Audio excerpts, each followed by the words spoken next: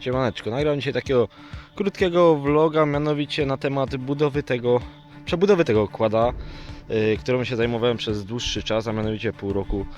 Pogoda dopisuje, trochę sobie polatałem, jak widzimy słoneczko pięknie świeci. Co do quada, poza łysymi laćkami z przodu, no to w sumie quad prezentuje się bardzo ładnie.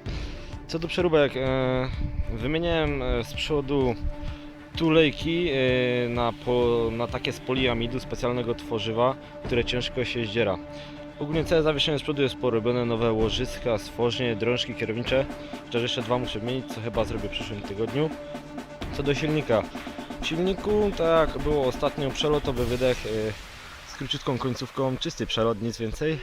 Do silnika wymienione pierścionki, nowy gaźnik Keihin PZ30 na dyszy 108, chociaż zalecana jest dysza nawet większa, bo i tak jeszcze ma takiego lekkiego muła, jak się naraz doda gazu.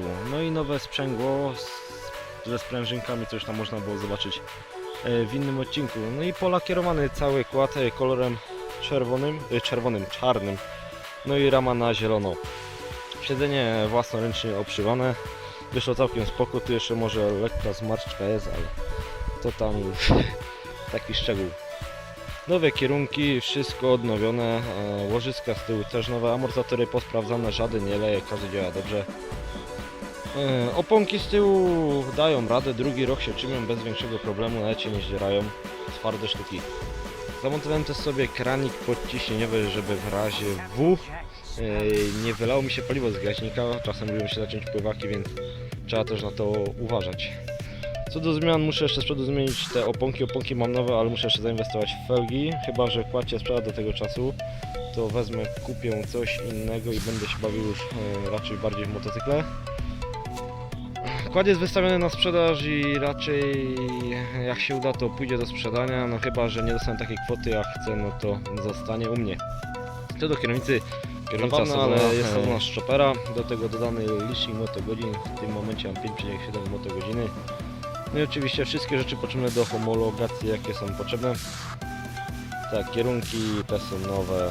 No ogólnie kład zrobiony praktycznie od nowa, no. Wszystko jest odnowione, porobione tak jak należy. Tego vloga w sumie byłoby to na tyle, no. Jeśli się uda, no to kład się sprzeda, a jak nie, no to zostaje u mnie. Chociaż jakby ktoś kupił, na pewno przy właśnie nie by żałował tego zakupu. Kład zrobiony jest świetnie. Sam nim jeżdżę, jestem z niego zadowolony, nie spodziewałem się, że to tak super wyjdzie. Spodziewałem się dużo gorszego efektu. W sumie w tym vlogu no to jest tak jak powiedziałem na tyle. Kończę, trzymajcie się, na razie.